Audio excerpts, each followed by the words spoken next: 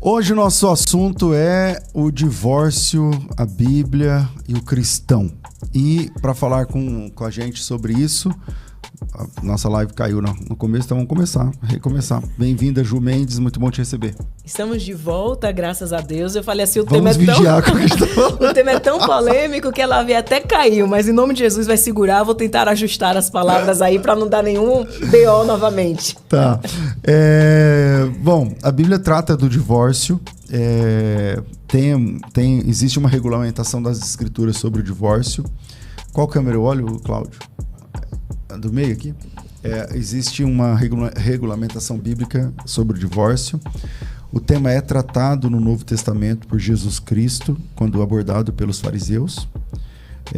O apóstolo Paulo fala também a respeito, toca um pouco nesse assunto em Coríntios.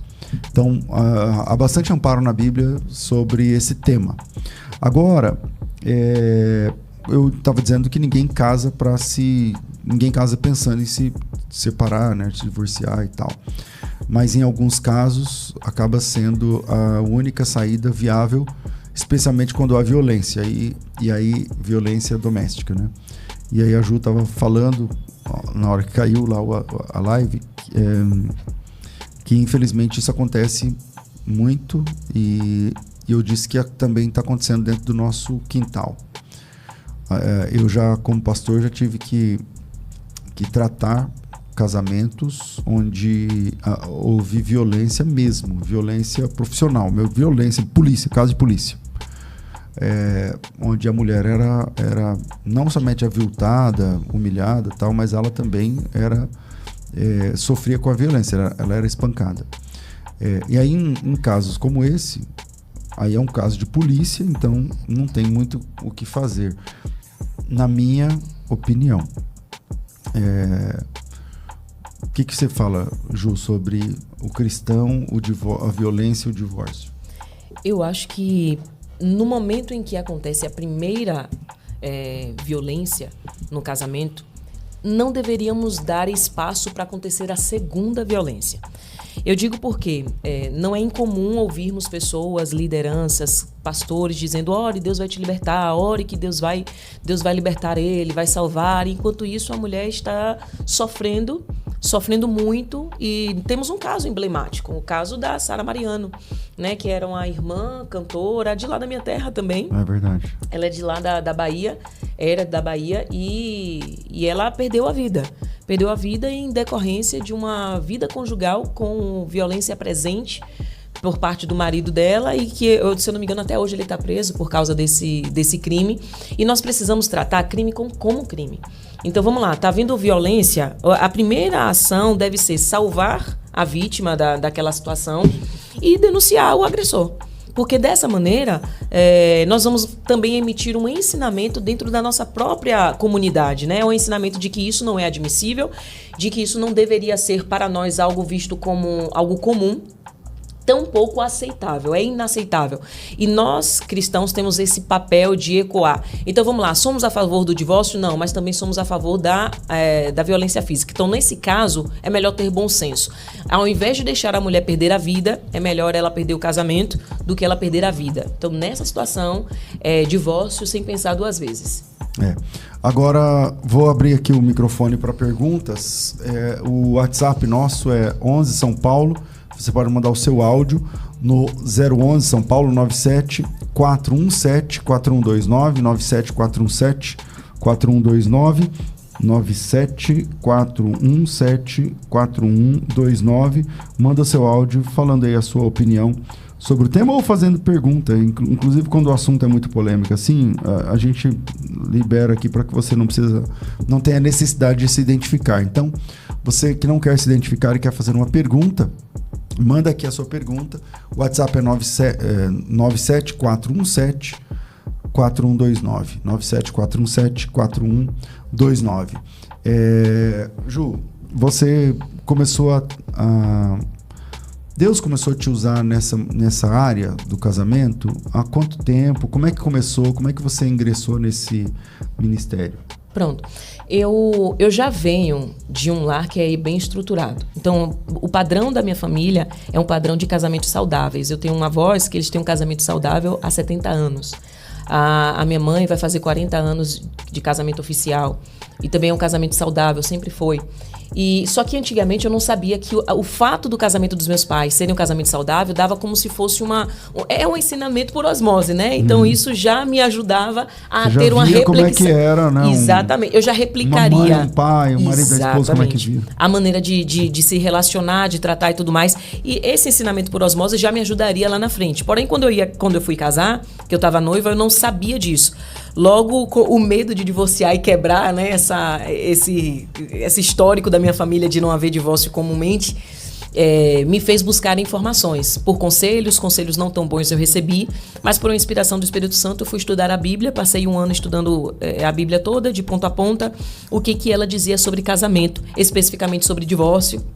E então me casei. Quando eu me casei, no primeiro ano, o Senhor já começou a... Eu achei que estava estudando para aplicar no meu casamento por medo de divorciar. Mas no primeiro ano de casada, eu já estava ajudando outras pessoas por causa daquilo que eu havia adquirido ao longo daquele período. Isso faz 10 anos aproximadamente. Logo em seguida, eu vim para as redes sociais trazendo informações das quais as pessoas nunca ouviram. Inclusive, o livro que eu escrevi, ele que se chama A Esposa Leoa, ele foi corrigido, a biografia, toda a parte, né, ortográfica dele foi corrigido por uma senhora que tem aproximadamente 70 anos. E ela faz essas correções há mais de 20 anos.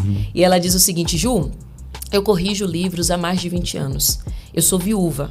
E eu nunca ouvi as coisas que você escreveu nesse livro. Eu estou com vontade de casar de novo para fazer certo. Eu poderia ter poupado tanto trabalho, tanto problema, tanta tristeza, se eu tivesse escutado isso antes. Então, essa é a nossa missão, né? Levar essa informação. Porque eu não sou a favor do divórcio. Eu acho que o crente de bom senso, com exceção, obviamente, do caso inicial que começamos a falar, que é por parte da violência. Não sei se violência ainda pode falar, né? Não pode. Você pode, né? Acho que pode. Por causa da violência. Com exceção disso, ou seja, o que falarmos daqui para frente sobre divórcio, vocês já sabem que estamos colocando como exceção a violência. Esse aqui não tem conversa. Eu não sou a favor porque eu sei que é muito mais do que um casamento destruído, é muito mais do que uma aliança destruída. Isso tem efeito na vida de quem divorcia, na vida dos filhos de quem divorcia, na geração deles. Existem estudos que apontam que 80% dos filhos que vêm de lares divorciados têm uma tendência a divorciar. 80% é muita coisa. Lutar pelo casamento da maneira certa, compreendendo a condição do divórcio, seja ele bíblico, seja ele comportamental, lutar do casamento da maneira certa, ele não apenas vai garantir que a nossa aliança permaneça de pé, mas que a aliança dos nossos filhos tenha 80% de possibilidade de também permanecer de pé.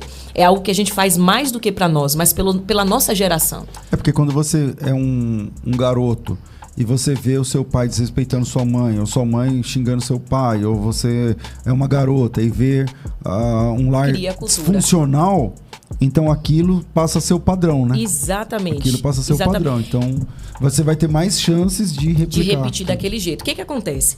Nem é nada sobre maldição hereditária. Não, né? então, aí tem gente que fala, todo mundo na minha mesmo. família divorciou, isso é uma maldição hereditária. Eu fiz, não, vocês estão repetindo o que aprenderam. Casamento, ele é como um idioma. E nós falamos o idioma que aprendemos. Então, eu não sei quando eu aprendi a falar português. Desde que eu me entendo por gente, eu já sei falar português. Mas para aprender a falar inglês, deu um trabalho, porque aquilo não era comum, não era a minha língua nativa. Não é a sua cultura. Não né? era da minha cultura. Então, se eu venho de um lar disfuncional, um lar saudável não é cultural. Hoje nós vemos a realidade de divórcio sendo colocada de uma maneira muito banal, sem considerar as consequências dela, porque tem gente que diz assim, é melhor divorciar do que ser infeliz. Mas quem disse que o divórcio traz felicidade? É melhor divorciar do que viver nesse problema, mas quem disse que o divórcio traz solução? Percebe? O divórcio ele não deve ser visto como uma porta de passagem, mas como uma saída de emergência, onde você só passa para salvar sua vida. No que tange ao divórcio, muitas pessoas estão de maneira, eu não diria infantilizada, talvez alguns de maneira infantilizada, outros de maneira sobrecarregada, usando o divórcio como um parâmetro de solução. Então a gente divorcia. Teve uma briga, vamos divorciar. E eu costumo dizer o seguinte, inclusive acabamos de postar isso aqui nas redes sociais. Enquanto o divórcio for uma alternativa para você, ele será o seu destino. Se você usa o divórcio como alternativa, pode esperar que ele vai ser o seu destino. Quando é que eu conserto? Quando o divórcio não é uma opção. Então vamos lá, eu casei com tu, eu não vou divorciar, o divórcio não é uma opção. O que a gente faz para resolver? Estamos com um problema, certo? Precisamos resolver. A maioria dos casos, você não sabe como resolver. Que é igual a Coca-Cola, ela não vê. Se soubesse, não ia lá. Entende? Quem tá dentro... A Coca-Cola, ela tá dentro, ela não vê o rótulo, porque ela tá dentro da garrafa. Quem vê o rótulo é quem tá do lado de fora. E, às vezes, o que nós precisamos é alguém, obviamente, capacitado, que esteja do lado de fora, que tenha condição de nos conduzir para resolver aquele problema. Porque se eu estou em um território que eu não conheço para onde eu vou ficar dando círculos e vou dizer que aquele território não presta. Não é que o território não presta, é que eu não pedi ajuda de quem tem um mapa. Qual é o mapa? Eu quero seguir. Se eu tenho que fazer isso aqui, nós vamos fazer pelo bem da minha família, pelo bem da minha geração. Esse é o objetivo. Dificilmente você vai saber resolver isso sozinho. Você vai precisar de alguém para instruir, para orientar. E eu acho que a maneira mais nobre de consertar isso é o reconhecimento, a humildade e o reconhecimento de perceber: eu preciso de ajuda. Ou eu preciso de ajuda, ou eu vou sucumbir no meu orgulho, acabar com a minha família, acabar com tudo e fico com orgulho. E aí, o orgulho te deu o quê? Te deu uma certidão e disse: aí, beleza, você teve sucesso nisso, mas fracassou na família. Qual que foi o preço disso? O preço foi alto. Então, se o preço é a minha família, ele já é caro demais. O que é que eu tenho que pagar para consertar isso? E eu acredito que o tirar o divórcio como alternativa, o buscar ajuda, é o passo primordial para resolver. É buscar se submeter e avançar. Esse é o primordial. Bom, então tá claro aqui que ninguém aqui está defendendo o divórcio, é a favor do divórcio, qualquer TTT já vai pro divórcio. Mas em que situação, Ju, o divórcio é uma opção dentro dos seus aconselhamentos? Infelizmente, então, você disse, né? Vamos lutar, o divórcio não está dentro da nossa conversa. Então vamos lutar, tal. Mas em que momento que você olha e que você fala assim, tá, então não tem outro jeito? Para orientar um divórcio, nós precisamos considerar a perspectiva bíblica do mesmo. Eu costumo dizer, eu vou pela linha do apóstolo Paulo, 1 Coríntios, onde ele diz o seguinte: se divorciar do seu cônjuge, fique sem casar ou reconcilie-se com ele. A maioria das causas de divórcio não são passivas de um segundo casamento. O primeiro entendimento é: você vai aguentar ficar o resto da vida só? Porque se não estiver enquadrado no que a Bíblia permite do segundo casamento, você vai passar o resto da vida só. É melhor mesmo passar o resto da vida só do que consertar. Os casos que eu recebo, geralmente o casal que chega pra mim, eles já chegam quase que decidido. É mais ou menos assim: vamos ali só pra dizer que a gente não tentou de tudo? Confirmou mesmo aí, tá vendo? A gente tentou e não deu muito certo, vamos divorciar. Então eu sei que quando eles chegam ali, eles ainda têm um fio de esperança. Dificilmente eu oriento o divórcio. O caso de violência eu oriento sem muita conversa. Inclusive, recentemente, alguém mandou uma mensagem lá no Instagram: ai, meu marido foi solto e eu não sei o que fazer. Eu falei: minha filha, você vai se mudar dessa região, vai meter uma medida protetiva e vai ser... Porque nesse caso, o marido ele agrediu, foi preso e agora está solto, e ele já voltou atrás dela de novo porque ele foi liberado. Eu fiz: procura algum parente que ele não conhece, se muda, coloca uma medida protetiva, vai para algum lugar que ele não te conhece, melhor do que ficar e perder a vida.